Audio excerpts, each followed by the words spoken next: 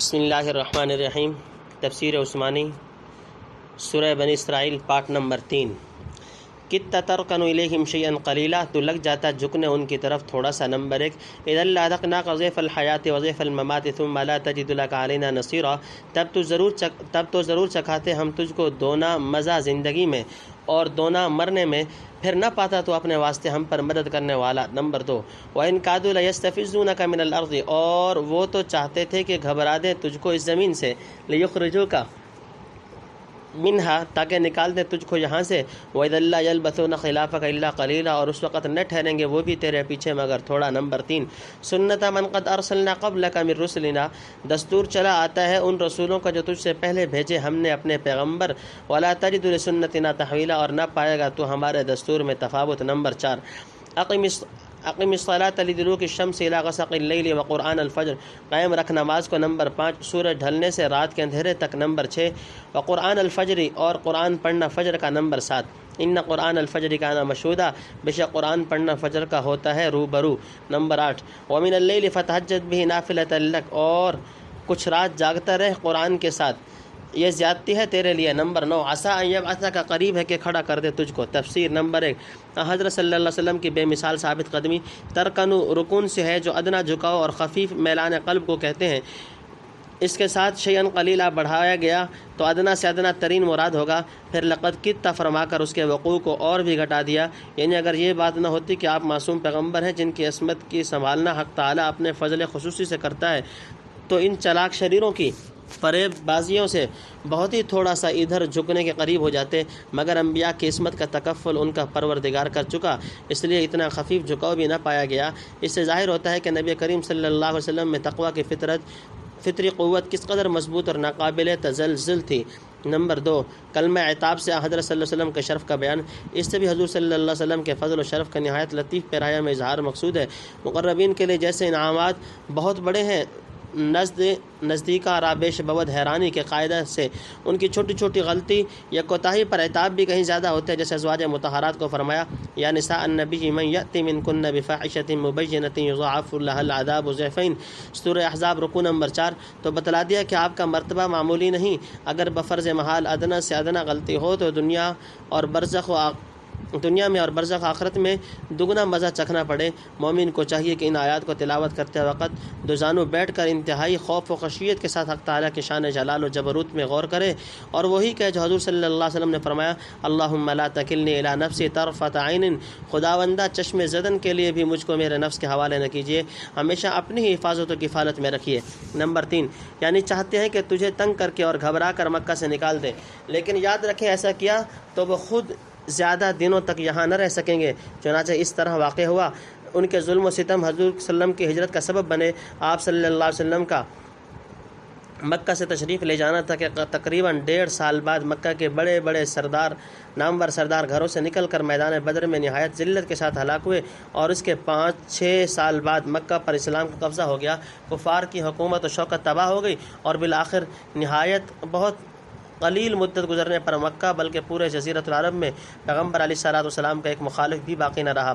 Number 4، یعنی ہمارا یہی دستور رہا ہے کہ جب کسی بستی پر پیغمبر خدا کو نہ رہنے دیا تو بستی والے خود نہ رہے۔ نمبر 5، یعنی ان کی منصوبہ بازیوں کی کچھ فکر نہ کیجیے، آپ اپنے مالک کی طرف متوجہ رہیں اور نمازوں کو ٹھیک قائم رکھیں۔ تعلق مع اللہ وہ چیزیں جو انسانوں کی تمام مشکلات و نوائب پر غالب کر دیتی ہے۔ وَاسْتَعِينُوا بِالصَّبْرِ وَالصَّلَاةِ، سورہ بقرہ رکوع نمبر 5۔ نمبر 6، نمازوں کا بیان۔ اس میں 4 نمازیں آ گئیں، ظہر، عصر، مغرب، عشاء، جمع بین الصلاتین کے مسئلہ سے اس کا کچھ تعلق نہیں، اور اگر جمع کا اشارہ نکالا جائے تو 2 نہیں 4 نمازوں کی جمع کرنے کی مشروعیت سے نکلے گی۔ ہاں، بشرط ذوق صحیح یہ استنباط کیا جا سکتا ہے کہ ظہر میں تعجیل اور عشاء میں تاخیر مستحب ہونی چاہیے، الا لعارض۔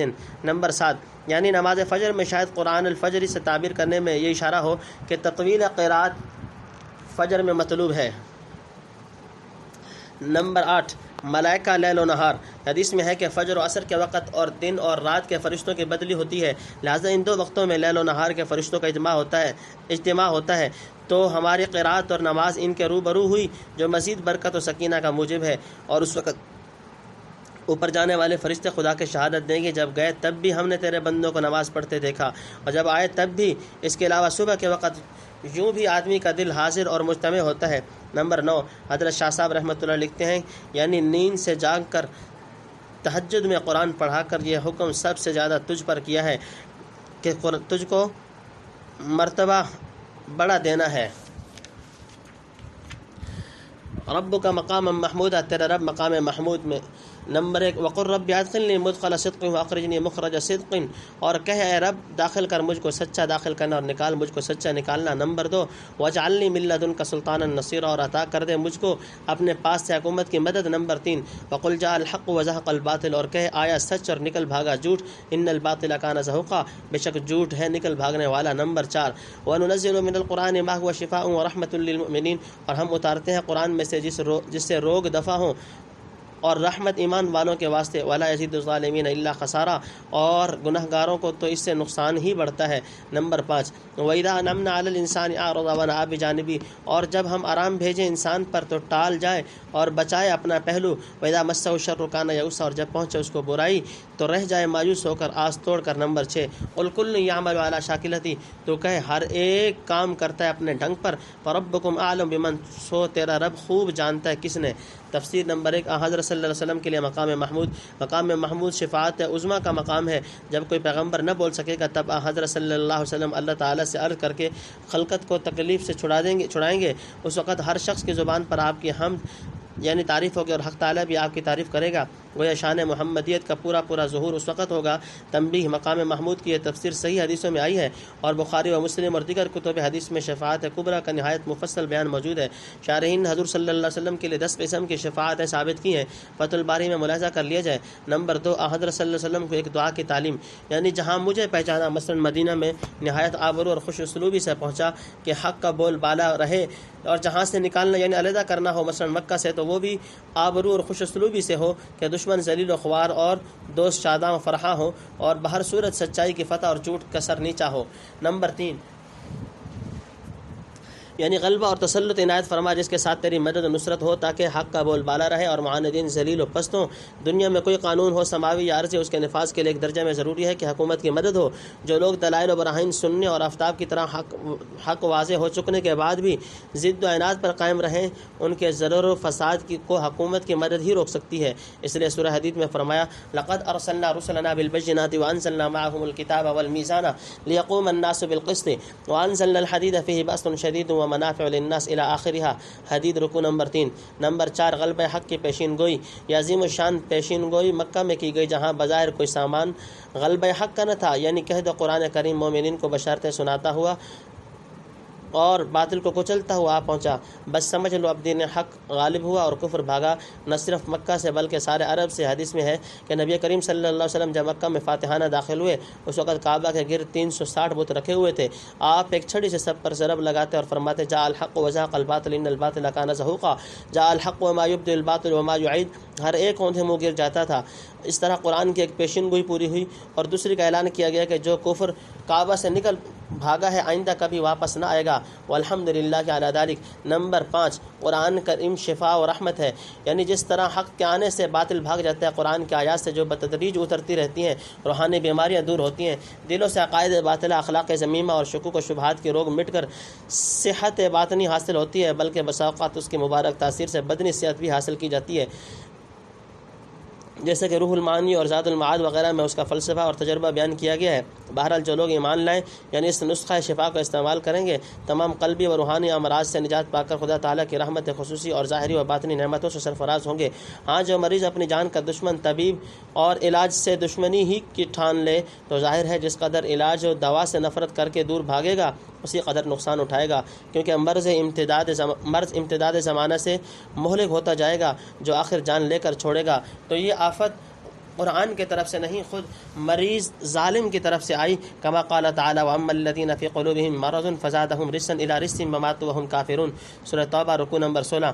نمبر 6، انسان کی عجیب خصلت، یعنی انسان کا عجیب حال ہے خدا تعالیٰ اپنے فضل سے نعمتیں دیتا ہے تو احسان نہیں مانتا، جتنا عیش و آرام ملے اسی قدر منعم حقیقی کی طرف سے اس کی غفلت و اعراض بڑھتا ہے اور فرائض بندگی سے پہلو بچا کر کھسکنا چاہتا ہے۔ پھر جب سخت اور برا وقت آیا تو ایک دم آس توڑ کر اور نا امید ہو کر بیٹھ رہتا ہے، گویا دونوں حالتوں میں خدا سے بے تعلق رہا، کبھی غفلت کی بنا پر کبھی مایوسی کی۔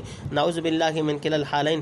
یہ مضمون غالباً اس لیے بیان فرمایا کہ قرآن جو سب سے بڑی نعمت الہی ہے، بہت لوگ اس کی قدر نہیں پہچانتے بلکہ اس کے ماننے سے اعراض و پہلو تہی کرتے ہیں۔ پھر جب اس کفران نعمت اور اعراض و انکار کا برا نتیجہ سامنے آئے گا، اس وقت قطعاً مایوسی ہوگی، کسی طرف امید کی جھلک نظر نہ پڑے گی۔ وَأَهْدَى سَبِيلًا، خوب پالیا راستہ۔ نمبر 1، وَيَسْأَلُونَكَ عَنِ الرُّوحِ، اور تجھ سے پوچھتے ہیں روح کو۔ نمبر 2، قُلِ الرُّوحُ مِنْ أَمْرِ رَبِّي وَمَا أُوتِيتُم مِّنَ الْعِلْمِ إِلَّا قَلِيلًا، کہہ دے روح ہے میرے رب کے حکم سے اور تم کو علم دیا ہے تھوڑا سا۔ نمبر 3، تفسیر۔ نمبر 1، یعنی ہر ایک مومن و کافر اور معروض و مقبل اپنے اپنے طریقے، نیت، طبیعت اور مذہب پر چلتا اور اسی میں مگن رہتا ہے، لیکن یاد رہے کہ خدا کے علم محیط سے کسی شخص کا کوئی عمل باہر نہیں ہو سکتا۔ وہ ہر ایک کے طریقے عمل اور حرکات و سکنات کو برابر دیکھ رہا ہے اور بخوبی جانتا ہے کہ کون کتنا سیدھا چلتا ہے اور کس میں کس قدر کجروی اور کجراہی ہے، ہر ایک کے ساتھ اسی کے موافق برتاؤ کرے گا۔ نمبر 2، روح کے بارے میں حضرت صلی اللہ علیہ وسلم سے سوال، یعنی روح انسانی کیا چیز ہے، اس کی ماہیت و حقیقت کیا ہے؟ یہ سوال صحیحین کی روایت کے موافق یہود مدینہ نے حضرت صلی اللہ علیہ وسلم کو آزمانے کے کیا تھا، اور سیر کی روایات سے معلوم ہوتا ہے کہ مکہ میں قریش نے یہود کے مشورہ سے یہ سوال کیا، اس لیے آیات کے مکی اور مدنی ہونے میں اختلاف ہے۔ ممکن ہے کہ نزول مقرر ہو، واللہ عالم۔ یہاں اس سوال کے درج کرنے سے غالباً یہ مقصود ہوگا کہ جن چیزوں کے سمجھنے کی ان لوگوں کو ضرورت ہے ادھر سے تو اعراض کرتے ہیں اور غیر ضروری مسائل میں ازراہ تعنت و عناد جھگڑتے رہتے ہیں۔ ضرورت اس کی تھی کہ وحی قرآن کے روح سے باطنی زندگی حاصل کرتے اور اس نسخہ شفا سے فائدہ اٹھاتے۔ وَكَذَلِكَ أَوْحَيْنَا إِلَيْكَ رُوحًا مِّنْ أَمْرِنَا، سورہ شورى رکوع نمبر 5۔ يُنَزِّلُ الْمَلَائِكَةَ بِالرُّوحِ مِنْ أَمْرِهِ عَلَى مَن يَشَاءُ مِنْ عِبَادِهِ۔ بند کر دو پانی۔ سورہ نحل رکوع نمبر 1۔ مگر انہیں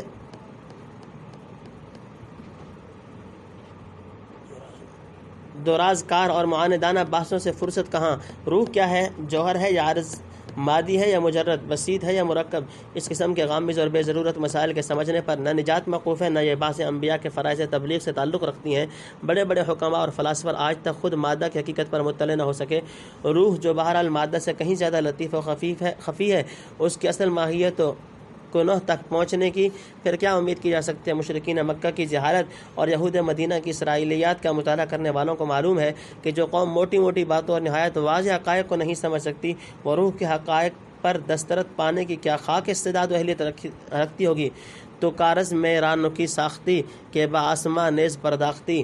نمبر 3، عالم امر اور عالم خلق کی علمی تحقیق۔ موضوع قرآن میں ہے کہ حضرت صلی اللہ علیہ وسلم کے آزمانے کو یہود نے پوچھا، سو اللہ نے نہ بتایا کیونکہ ان کو سمجھنے کا حوصلہ نہ تھا۔ آگے پیغمبروں نے بھی مخلوق سے ایسی باتیں نہ کی، اتنا جاننا کافی، اللہ کے حکم سے ایک چیز بدن میں آ پڑی، وہ جی اٹھا، جب نکل گئی تو مر گیا۔ تنبیہ، حق تعالیٰ کا کلام اپنے اندر عجیب و غریب اعجاز رکھتا ہے۔ روح کے متعلق یہاں جو کچھ فرمایا اس کا سطحی مضمون عوام اور قاصر الفہم یا کجر و معاندین کے لیے کافی ہے، لیکن اسی سطح کے نیچے انہی مختصر الفاظ کی تہ میں روح کے متعلق وہ بصیرت افروز حقائق مستور ہیں جو بڑے سے بڑے عالی دماغ، نقطہ رس فلسفی اور عارف کامل کی راہ طلب و تحقیق میں چراغ ہدایت کا کام دیتی ہے۔ روح کے متعلق عہد قدیم سے جو سلسلہ تحقیقات کا جاری ہے وہ آج تک ختم نہیں ہوا اور نہ شاید ہو سکے۔ روح کی اصلی کنہ حقیقت تک پہنچنے کا دعویٰ تو بہت ہی مشکل ہے، کیونکہ ابھی تک کتنی محسوسات ہیں جن کی کنہ حقیقت معلوم کرنے سے ہم عاجز رہے ہیں۔ تاہم میرے نزدیک آیات قرآنیہ سے روح کے متعلق ان چند نظریات پر صاف روشنی پڑتی ہے۔ نمبر 1، انسان میں اس مادی جسم کے علاوہ اور کوئی اور چیز موجود ہے جسے روح کہتے ہیں، وہ عالم امر کی چیز ہے اور خدا کے حکم و ارادہ سے فائز ہوتی ہے۔ وَلِلرُّوحِ مِنْ أَمْرِ رَبِّي خَلَقَهُ مِنْ تُرَابٍ ثُمَّ قَالَ لَهُ كُن فَيَكُونُ، آل عمران رکوع نمبر 6۔ ثُمَّ أَنشَأْنَاهُ خَلْقًا آخَرَ، المؤمنون رکوع نمبر 1۔ إِنَّمَا قَوْلُنَا لِشَيْءٍ إِذَا أَرَدْنَاهُ أَن نَّقُولَ لَهُ كُن فَيَكُونُ، سورہ نحل رکوع نمبر 5۔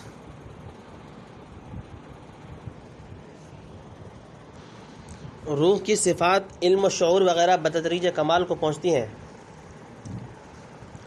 اور ارواح میں حصول کمال کے اعتبار سے بے حد تفاوت و فرق مراتب ہے، حتیٰ کہ خدا تعالیٰ کی تربیت سے ایک روح ایسے بلند اور اعلیٰ مقام پر پہنچ جاتی ہے جہاں دوسری ارواح کی قطعاً رسائی نہ ہو سکے، جیسے روح محمدی پہنچی۔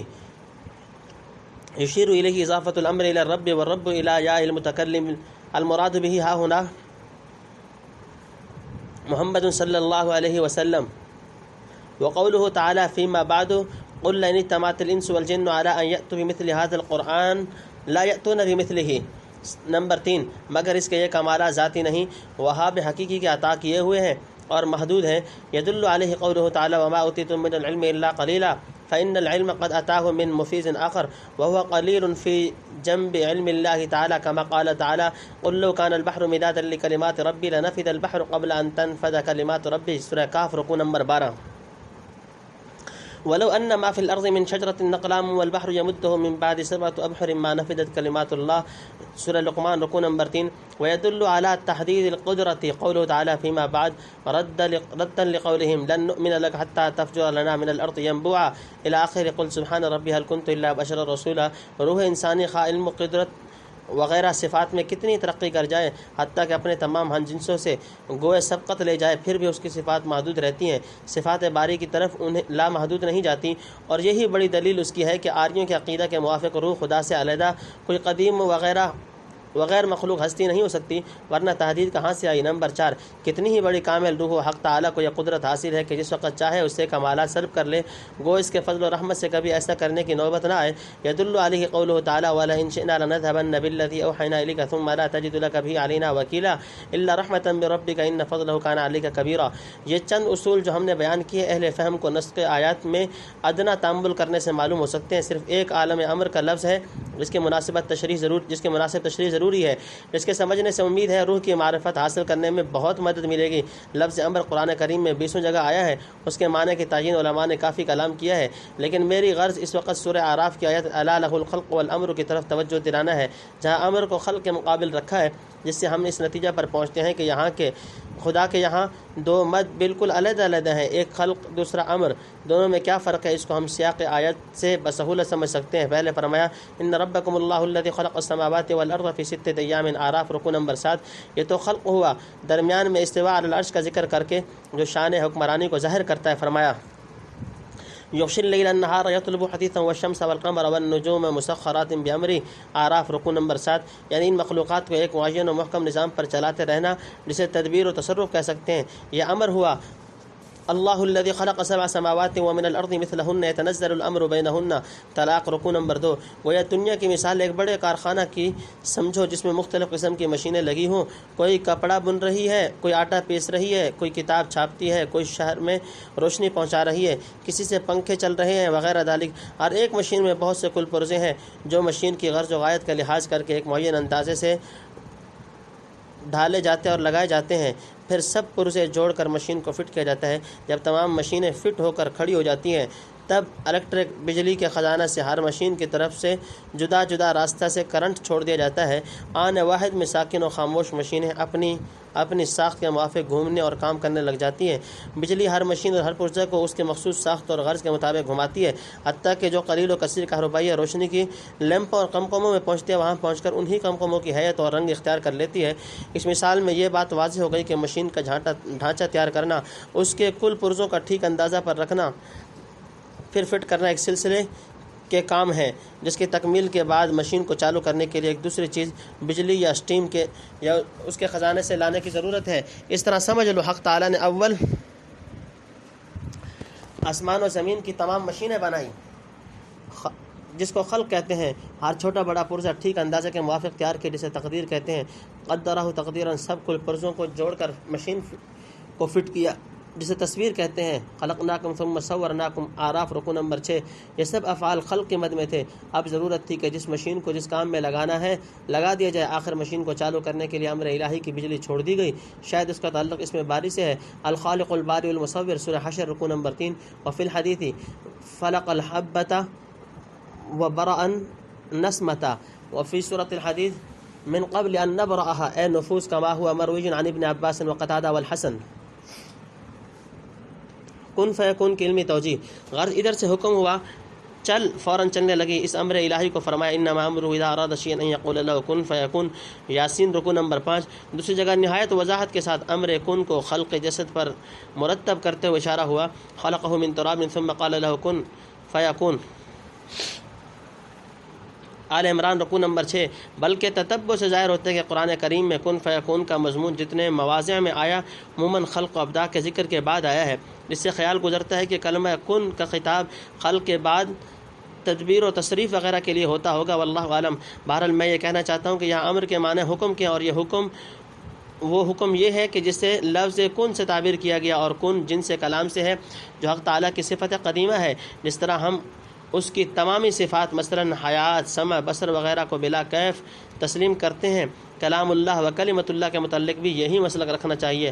خلاصہ مطلب یہ ہوا کہ روح کے ساتھ اکثر جگہ قرآن میں اس امر کا لفظ استعمال ہوا، مثلا قل الروح من امر ربی وکذلک اوحینا الیک روحا من امرنا یلقی الروح من امرہ علی من یشاء من عبادہ ینزل الملائکۃ بالروح من امرہ علی من یشاء من عبادہ۔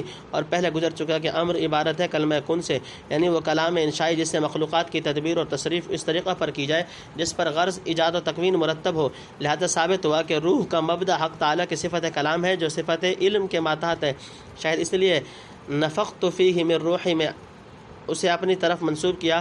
کلام اور امر کی نسبت متکلم اور عامر سے صادر و مصدور کی ہوتی ہے، مخلوق و خالق کی نہیں ہوتی، اس لیے الا لہ الخلق والامر میں امر کو خلق کے مقابل رکھا۔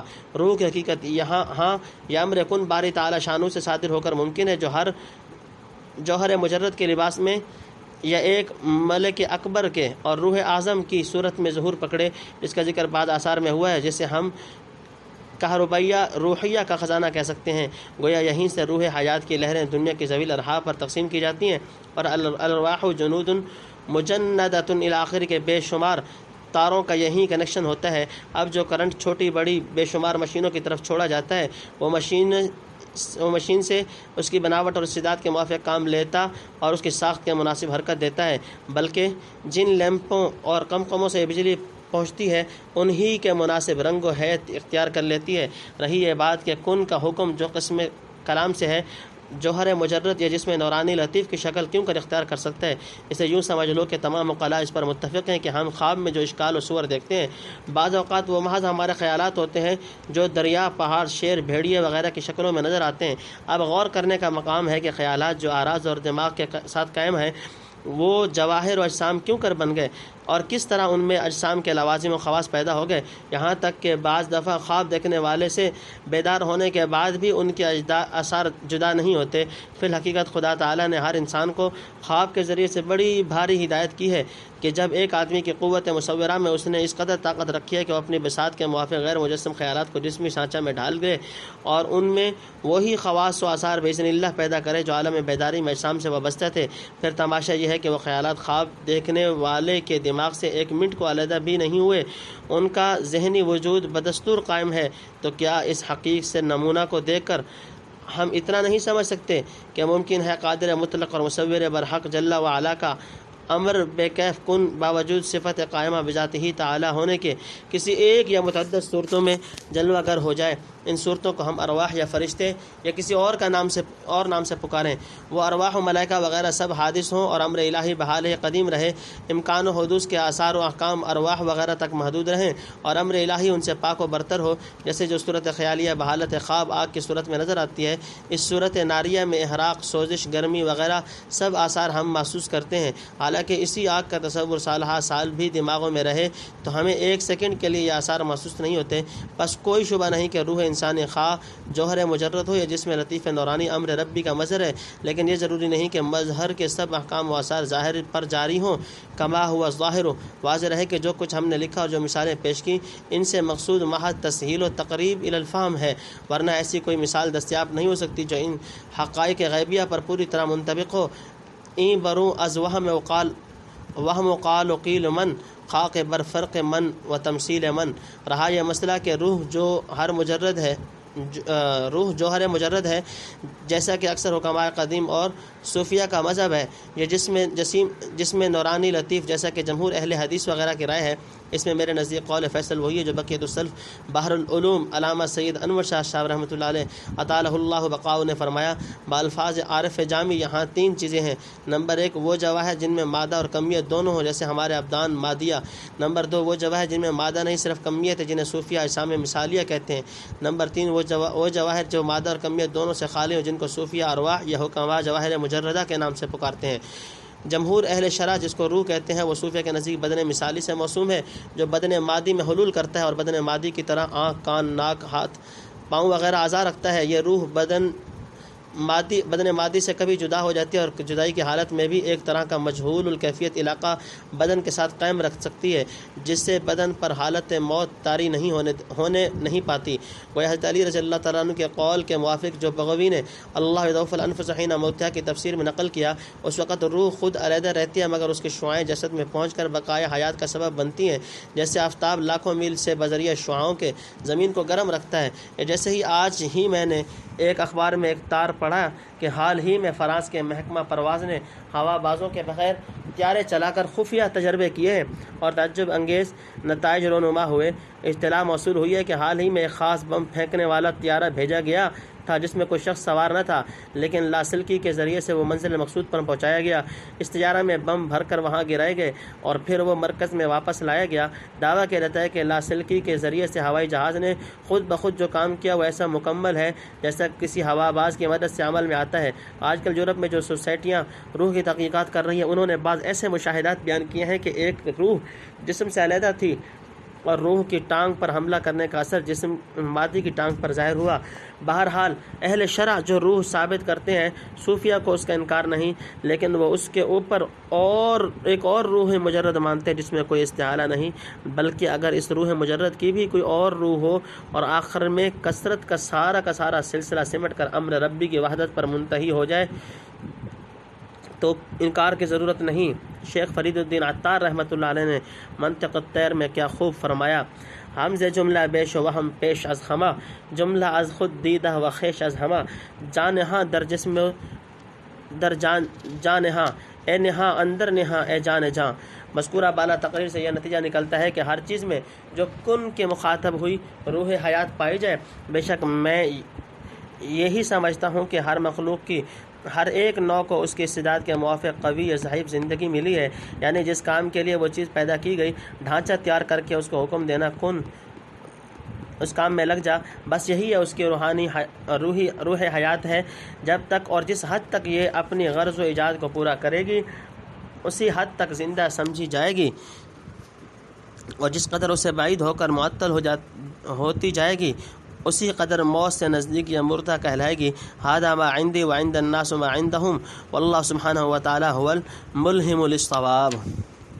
وَلَئِنْ شِئْنَا لَنَذْهَبَنَّ بِالَّذِي أَوْحَيْنَا إِلَيْكَ ثُمَّ لَا تَجِدُ لَكَ بِهِ عَلَيْنَا وَكِيلًا، اور اگر ہم چاہیں تو لے جائیں اس چیز کو جو ہم نے تجھ کو وہی بھیجی، پھر تو نہ پائے اپنے واسطے اس کے لا دینے کو ہم پر کوئی ذمہ دار۔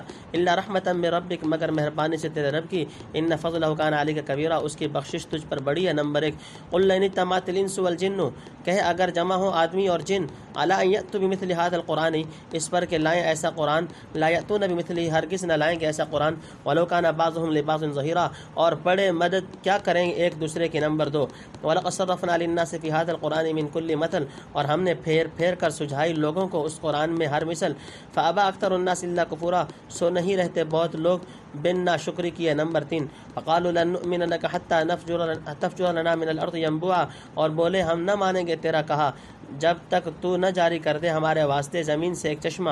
نمبر 4 أَوْ تَكُونَ لَكَ جَنَّةٌ مِّن نَخِيلٍ وَعِنَبٍ، یا ہو جائے تیرے واسطے ایک باغ کھجور اور انگور کا۔ تفسیر نمبر 1، یعنی قرآن کا جو علم تم کو دیا ہے خدا چاہے تو ذرا سی دیر میں چھین لے، پھر کوئی واپس نہ لا سکے، لیکن اس کی مہربانی آپ پر بہت بڑی ہے، اسی لیے یہ نعمت عظمیٰ عنایت فرمائی اور چھیننے کی کوئی وجہ نہیں، صرف قدرت عظیمہ کا اظہار مقصود ہے، اور یہ کہ کیسی ہی کامل روح ہو، اس کے سب کمالات موہوب و مستعار ہیں، ذاتی نہیں۔ نمبر 2، اعجاز قرآن۔ اعجاز القرآن کے متعلق پہلے متعدد مواضع میں کلام کیا جا چکا، اور اس موضوع پر ہمارا مستقل رسالہ اعجاز القرآن چھپا ہوا ہے، اسے ملاحظہ کر لیجئے۔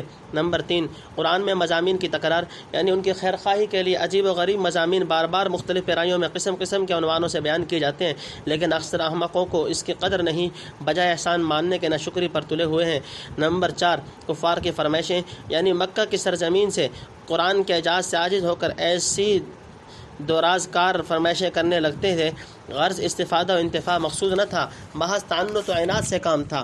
فتفجر الانہار خلالها تفجیرا، پھر بہائے تو اس کے بیچ نہریں چلا کر، او تسقط السماء کما زعمت علینا کسفا، یا گرا دے آسمان ہم پر جیسا کہ تو کہا کرتا تھا ٹکڑے ٹکڑے۔ نمبر 1، او تأتی باللہ والملائکۃ قبیلا، یا لے آ اللہ کو اور فرشتوں کو سامنے۔ نمبر 2، او یکون لک بیت من زخرف، یا ہو جا تیرے لیے ایک گھر سنہرا۔ نمبر 3، او ترقى فی السماء، یا چڑھ جائے تو آسمان میں۔ ولن نؤمن لرقیک حتی تنزل علینا کتابا نقرأ، اور ہم نہ مانیں گے تیرے چڑھ جانے کو جب تک نہ اتار لائے ہم پر ایک کتاب جس کو ہم پڑھ لیں۔ نمبر 4، قل سبحان ربی هل كنت الا بشر رسولا، تو کہہ سبحان اللہ میں کون ہوں مگر ایک آدمی ہوں بھیجا ہوا۔ نمبر 5، وما منع الناس ان يؤمنوا اذ جاءهم الهدى، اور لوگوں کو روکا نہیں ایمان لانے سے جب پہنچی ان کو ہدایت، الا ان قالوا ابعث الله بشر رسولا، مگر اسی بات نے کہ کہنے لگے کیا اللہ نے بھیجا آدمی کو پیغام دے کر۔ نمبر 6، قل لو كان في الارض ملائكة يمشون مطمئنين، کہ اگر ہوتے زمین میں فرشتے پھرتے بستے، لنزلنا علیہم من السماء ملکا رسولا، تو ہم اتارتے ان پر آسمان سے کوئی فرشتہ پیغام دے کر۔ نمبر 7، قل کفا، کہ اللہ کافی ہے۔ تفسیر نمبر 1، یہ اس کی طرف اشارہ ہے جو دوسری جگہ ارشاد ہوا، ان نشأ نخسف بهم الارض ونسقط علیہم کسفا من السماء، سورہ سبا رکوع نمبر 1۔ نمبر 2، یعنی معاذ اللہ خدا خود ہمارے سامنے آ کر کہہ دے اور فرشتے کھلم کھلا شہادت دیں کہ تم سچے ہو۔ نمبر 3، یعنی سونے کا نہ ہو تو کم از کم سونے کا ملمہ ہو۔ نمبر 4، یعنی جیسے آپ معراج کا ذکر کرتے ہیں، ہمارے سامنے آسمان پر چڑھیے، پھر وہاں سے ایک کتاب لکھی ہوئی لے کر آئیے جسے ہم خود پڑھ سکیں اور سمجھ سکیں۔ نمبر 5، میں ایک بشر اور رسول ہوں، جیسے پہلے پیغمبر آئے اور وہ آدمی تھے، کسی پیغمبر کو خدائی کے اختیارات حاصل نہیں، نہ اس کی شان ہے کہ اپنے رب سے ایسی بے ضرورت فرمائشیں کرے۔ ان کا کام یہ ہے کہ جو ادھر سے ملے پہنچا دیں اور اپنے ہر ایک کام کو خدائے واحد کے سپرد کر دیں۔ سو میں اپنا فرض رسالت ادا کر رہا ہوں۔ فرمائشی نشان دکھلانے یا نہ دکھلانے اس کی حکمت بالغہ پر محول ہے، اور پہلی اسی صورت میں فرمائشی نشانات نہ دکھلانے کے بعد حکمتیں گزر چکی۔ نمبر 6، یعنی نور ہدایت پہنچنے کے بعد آنکھیں نہ کھلیں، یہی کہتے رہے کہ آدمی ہو کر رسول کیسے ہو سکتا ہے؟ اگر خدا کو پیغمبر بھیجنا تھا تو آسمان سے کوئی فرشتہ اتارتا۔ نمبر 7، رسولوں کے بشر ہونے کی وجہ، یعنی اگر یہ زمین آدمیوں کے بجائے فرشتوں کی بستی ہوتی تو بے شک موضوع ہوتا کہ ہم فرشتے کو پیغمبر بنا کر بھیجتے۔ آدمیوں کی طرف اگر فرشتہ اس کی اصلی صورت میں بھیجا جائے تو آنکھیں اور دل تحمل بھی نہ کر سکیں، فائدہ اٹھانا تو الگ رہا، اور آدمی کی صورت میں آئے تو اشتباہ میں پڑے رہیں۔ اس کی تقریر سورہ انعام کے پہلے رکوع میں گزر چکی۔ باللہ شہیدا بینی و بینکم، حق ثابت کرنے والا میرے اور تمہارے بیچ، انہ کان بعبادہ خبیرا بصیرا، وہی اپنے بندوں سے خبردار دیکھنے والا۔ نمبر 1، ومن یہد اللہ فہو المہتد، جس کو راہ دکھلائے اللہ وہی ہے راہ پانے والا۔ ومن یضلل فلن تجد له اولیاء من دونی، اور جس کو بھٹکائے پھر تو نہ پائے ان کے واسطے کوئی رفیق اللہ کے سوا۔ نمبر 2، ونحشرهم یوم القیامۃ علی وجوہہم عمیا وبکما وصما، اور اٹھائیں گے ہم ان کو دن قیامت کے چلیں گے منہ کے بل اندھے اور گونگے اور بہرے۔ نمبر 3، مأواہم جہنم، ٹھکانہ ان کا دوزخ ہے۔ کلما خبت زدناہم سعیرا، جب لگے گی بجھنے اور بھڑکا دیں گے ان پر۔ نمبر 4، ذالک جزاؤہم بانہم کفروا بآیاتنا، یہ ان کی سزا ہے اس واسطے کہ منکر ہوئے ہماری آیتوں سے۔ وقالوا اذا كنا عظاما ورفاتا ائنا لمبعوثون خلقا جدیدا، اور بولے کیا جب ہم ہوں گے ہڈیاں اور چورا چورا کیا ہم کو اٹھائیں گے نئے بنا کر۔ نمبر 5، اولم یروا ان اللہ الذی خلق السماوات والارض، کیا نہیں دیکھ چکے کہ جس اللہ نے بنائے آسمان اور زمین، قادر علی ان یخلق مثلہم، وہ بنا سکتا ہے ایسوں کو۔ نمبر 6، وجعل لهم اجلا لا ریب فیہ، اور مقرر کیا ان کے واسطے ایک وقت بے شبہ۔ نمبر 7، فابى الظالمون، سو نہیں رہا جاتا بے انصافوں سے۔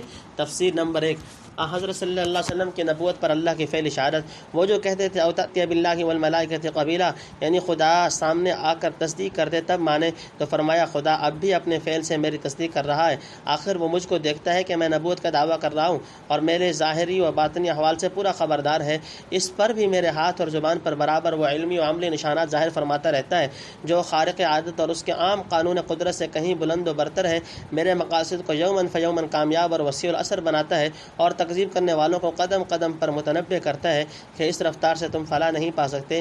کیا یہ خدا کی طرف سے کھلی ہوئی فعلی شہادت نہیں کہ میں اپنے دعوے میں سچا ہوں؟ کیا ایک مفتری کے ساتھ ایسا معاملہ خدا کا ہو سکتا ہے؟ نمبر 2، یعنی خدا کی توفیق و دستگیری ہی سے آدمی راہ حق پر چل کر منزل مقصود تک پہنچ سکتا ہے، جس کی بدبختی اور تعنت کی وجہ سے خدا دستگیری نہ فرمائے اسے کون ہے جو ٹھیک راستہ پر لگا سکے؟ نمبر 3، آخرت میں کفار کا حشر یہ قیامت کے بعض مواطن میں ہوگا کہ کافر منہ کے بل اندھے گونگے کر کے چلائے جائیں گے۔ حدیث میں ہے صحابہ رضی اللہ عنہ عرض کیا کہ یا رسول اللہ منہ کے بل کس طرح چلیں گے؟ فرمایا جس نے آدمی کو پاؤں سے چلایا وہ قادر ہے کہ سر سے چلا دے، باقی فرشتوں کا جہنمیوں کو منہ کے بل گھسیٹنا وہ دوزخ میں داخل ہونے کے بعد ہوگا۔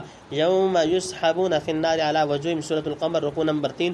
نمبر 4، یعنی عذاب معین اندازہ سے کم نہیں ہونے دیں گے، اگر بدن جل کر تکلیف میں کمی ہونے لگے تو پھر نئے چمڑے چڑھا دیے جائیں گے۔ کلما نضجت جلودہم بدلناکم جلودا غیرہا سورۃ نساء رکوع نمبر 8۔ نمبر 5، یعنی دنیا میں دلیل سے تو نہ مانا تھا، اب آنکھ سے بار بار دیکھ لو کس طرح جل جل کر ازتر نو تیار کیے جا رہے ہیں۔ نمبر 6، حیات بعد الممات کے دلائل، یعنی جس نے اتنے بڑے اجسام پیدا کیے اسے تم جیسی چھوٹی سی چیز کا پیدا کر دینا کیا مشکل ہے؟ لخلق السماوات والارض اکبر من خلق الناس ولکن من خلق الناس مومن رکوع نمبر 6، بے شک وہ تم کو اور تمہارے جیسے سب آدمیوں کو بے تکلف پیدا کر سکتا ہے۔ نمبر 7،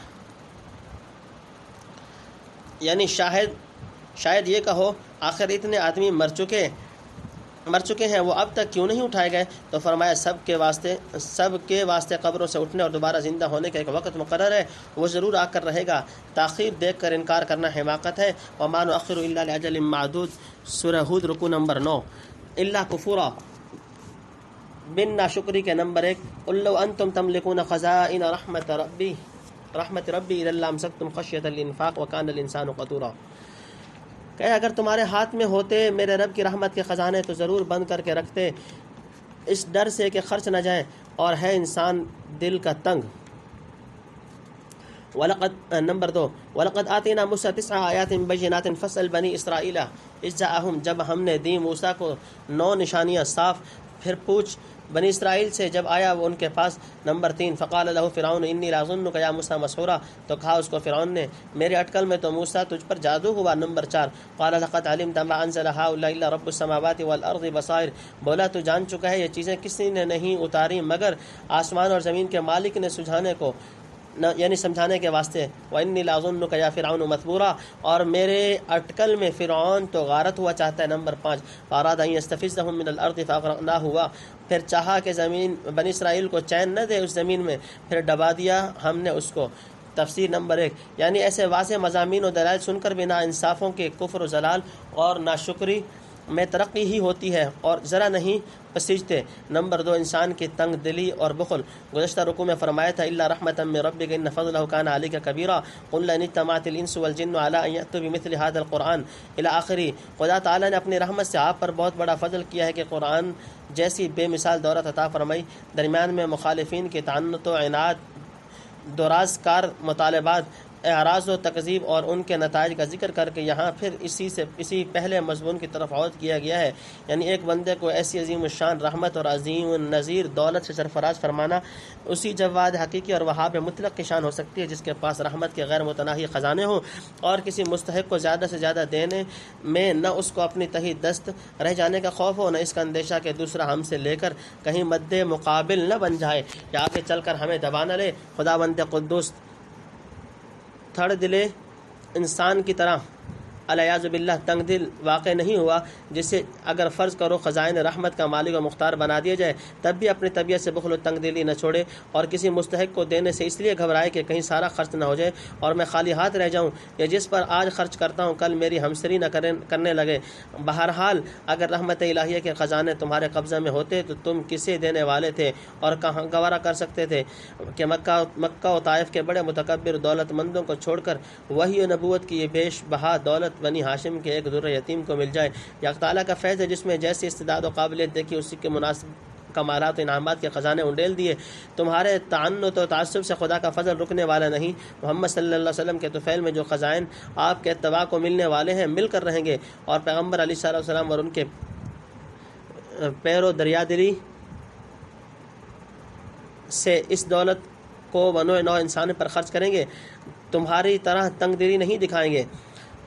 نمبر 3، حضرت موسیٰ علیہ السلام کے 9 معجزے، یعنی جیسے آپ صلی اللہ علیہ وسلم کو فضل و رحمت سے قرآن عظیم دیا اور بہت کچھ مہربانی آپ صلی اللہ علیہ وسلم پر فرمائی، ہم پہلے موسیٰ علیہ السلام کو صداقت کے 9 کھلے ہوئے نشانات معجزات ان کے مناسب حال عنایت فرما چکے ہیں، جبکہ وہ بنی اسرائیل کے پاس فرعون کے مظالم سے نجات دلانے کے لیے تشریف لائے تھے۔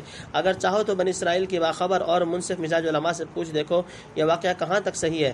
تنبیہ، وہ 9 معجزات یہ تھے: ید بیضاء، عصا، سنین، نقص ثمرات، طوفان، جرات، قنبل، ضفادع، دم، سورہ اعراف آیت فارسلنا علیہم الطوفان والجراد الی آخری کے فوائد میں ہم اس کی تفصیل کر چکے ہیں، ملاحظہ کر لیجئے۔ مسند احمد اور ترمذی وغیرہ کی ایک حدیث میں ہے کہ یہود نے آپ صلی اللہ علیہ وسلم سے 9 آیات کے متعلق سوال کیا۔ آپ نے فرمایا وہ یہ احکام ہیں: شرک نہ کرو، چوری نہ کرو، زنا نہ کرو، ناحق خون مت کرو، جادو نہ کرو، سود مت کھاؤ، بے گناہ کو مت پکڑاؤ کہ حاکم اسے قتل کر دے، عفیف اور عورتوں پر تہمت نہ لگاؤ، جہاد میں سے مت بھاگو۔ 9 حکم تو یہ ہوئے جن کے سب لوگ مخاطب ہو سکتے ہیں۔ 10واں حکم اے یہود تمہارے لیے مخصوص تھا کہ سبت یعنی شنبہ کے دن حد سے نہ گزرو۔ یہود نے سن کر آپ صلی اللہ علیہ وسلم کی تصدیق کی۔ حافظ عماد الدین ابن کثیر لکھتے ہیں کہ اس حدیث میں نکارت ہے جو غالباً اس کے راوی عبداللہ ابن سلمہ کی طرف سے آئی ہے۔ قرآن کا نظم و سیاق ہرگز اس کو نہیں چاہتا کہ وَلَقَدْ آتَيْنَا 9 آیَاتٍ الی آخر سے مراد یہ 9 حکام لیے جائیں۔ آگے فرعون اور موسیٰ علیہ السلام کا مکالمہ جو فقال لہو سے نقل فرمایا مقتضی ہے کہ آیات سے وہ نشانات مراد ہوں جو بطور دلائل و حجج کے فرعونیوں کو دکھلائے گئے تھے۔ چنانچہ لفظ بصائر میں انہی پر زیادہ چسپاں ہوتا ہے، اور پہلے سے اہل مکہ کے تعنت اور آیات طلب کرنے کا جو ذکر آ رہا ہے اس کے مناسب یہی ہے کہ یہاں فرعونیوں کے تعنت آیات کو کونیہ کے متعلق دکھلائے جائیں۔ بہرحال ابن کثیر کا خیال یہ ہے کہ یہود نے سوال شاید 9 آیات کی نسبت نہیں بلکہ ان 10 آیات کی نسبت کیا ہوگا جو تورات کے شروع میں بطور وصایا لکھے جاتے تھے۔ چنانچہ حدیث میں 10 ہی چیزیں مذکور ہیں۔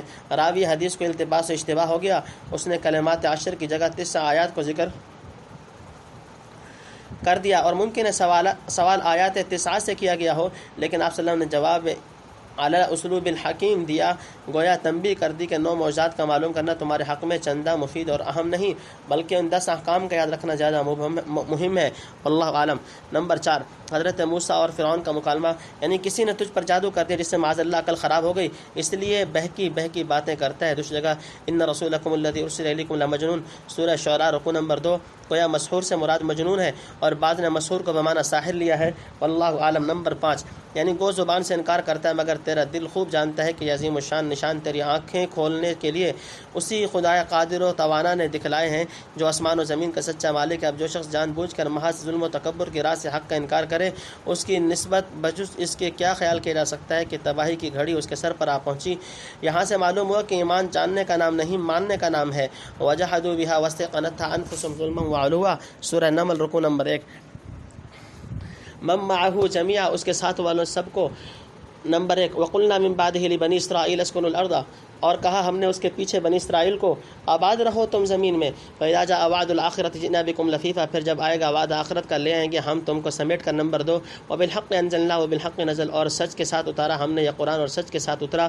نمبر 3، وما ارسلناک الا مبشرا ونذیرا، اور تجھ کو جو بھیجا ہم نے سو خوشی اور ڈر سنانے کو۔ نمبر 4، وقرآنا فرقناه لتقرأه على الناس على مكث ونزلناه تنزيلا، اور پڑھنے کا جو وظیفہ کیا ہم نے قرآن کو جدا جدا کر کے کہ پڑھے تو اس کو لوگوں پر ٹھہر ٹھہر کر، اور اس کو ہم نے اتارتے اتارا۔ نمبر 5، قل آمنوا به او لا تؤمنوا، کہ تم اس کو مانو یا نہ مانو، ان الذين اوتوا العلم من قبله جن کو علم ملا ہے اس سے پہلے سے، اذا یتلی علیہم یخرون للاذقان سجدا، جب ان کے پاس اس کو پڑھیے گرتے ہیں ٹھوڑیوں پر سجدہ میں، ویقولون سبحان ربنا ان کان وعد ربنا لمفعولا، اور کہتے ہیں پاک ہے ہمارا رب، بے شک ہمارے رب کا وعدہ ہو کر رہے گا۔ نمبر 6 ویخرون للاذقان یبکون ویزیدہم خشوعا، اور گرتے ہیں ٹھوڑیوں پر روتے ہوئے اور زیادہ ہوتی ہے ان کو عاجزی۔ نمبر 7 ولدوا اللہ، او کہے اللہ کو پکارو یا۔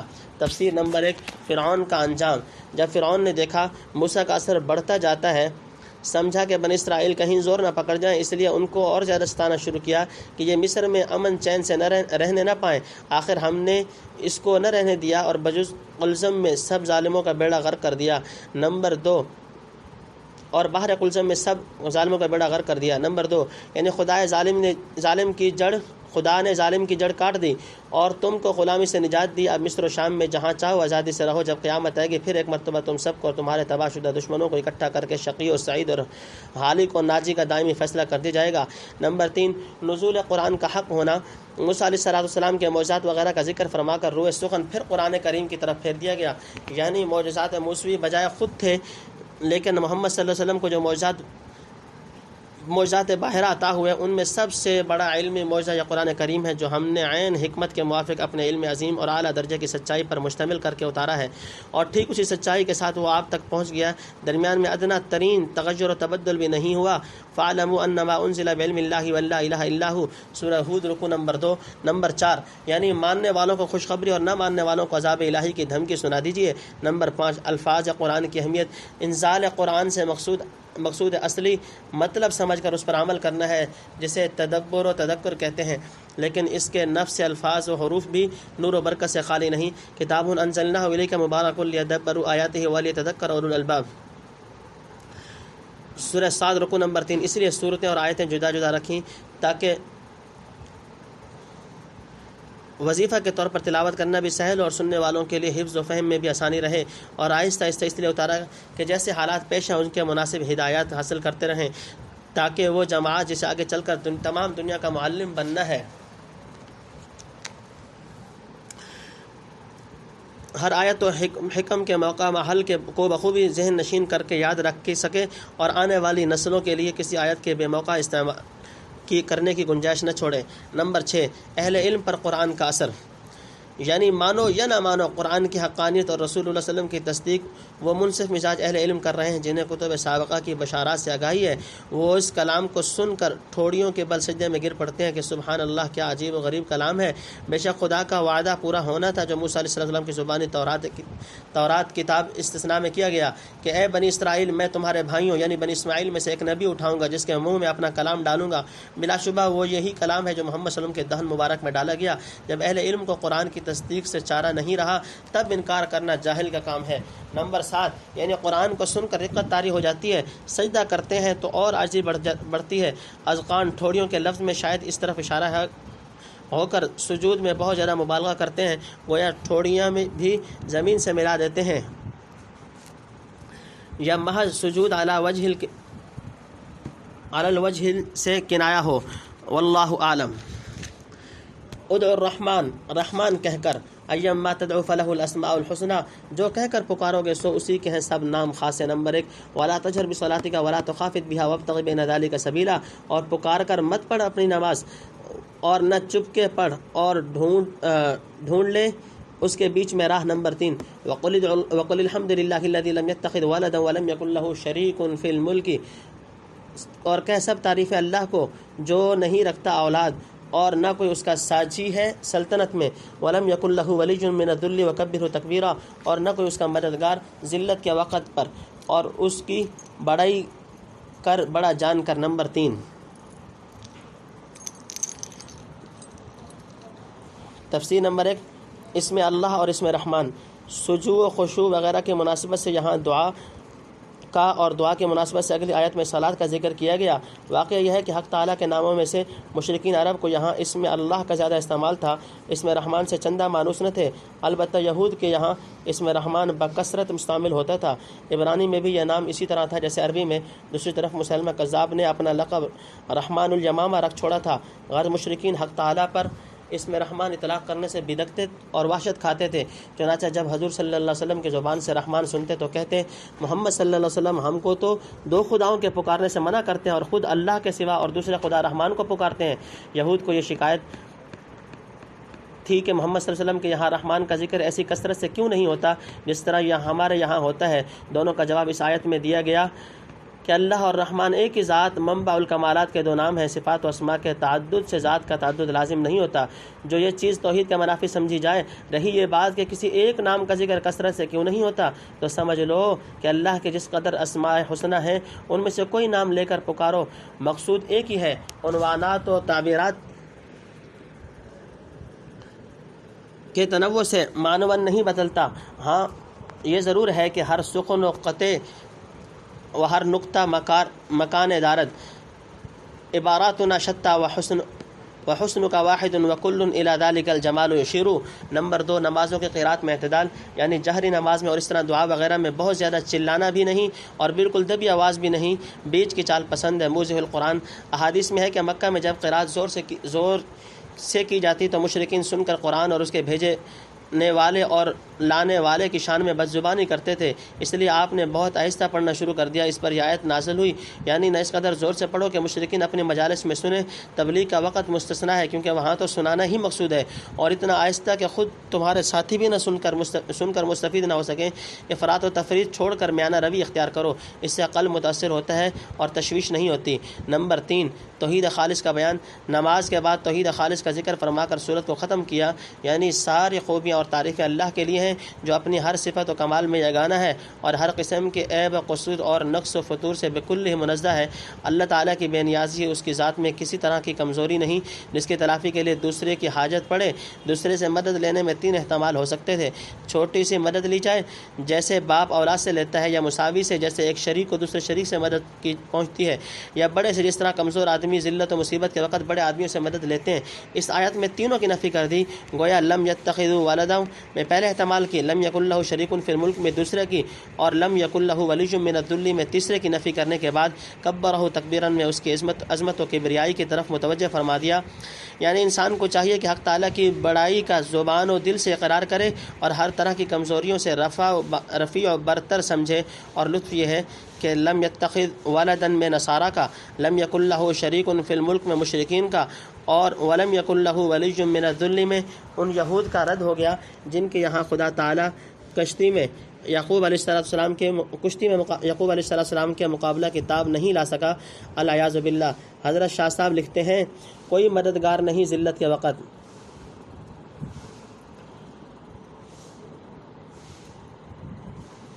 یعنی اس پر کبھی ذلت ہی نہیں کہ مددگار چاہے۔ بادشاہوں کے ہاں امیر زبر پڑ جاتے ہیں اس لیے کہ برے وقت ان کی رفاقت کیے ہوتے ہیں، وہاں یہ قصہ ہی نہیں۔ تم سورۃ الاسراء بعون اللہ وحسن توفیقہ، فللہ الحمد والمنہ والصلاۃ والسلام علی صاحب الاسراء وعلی آلہ واصحابہ۔ سورۃ بنی اسرائیل مکمل ہو گئی۔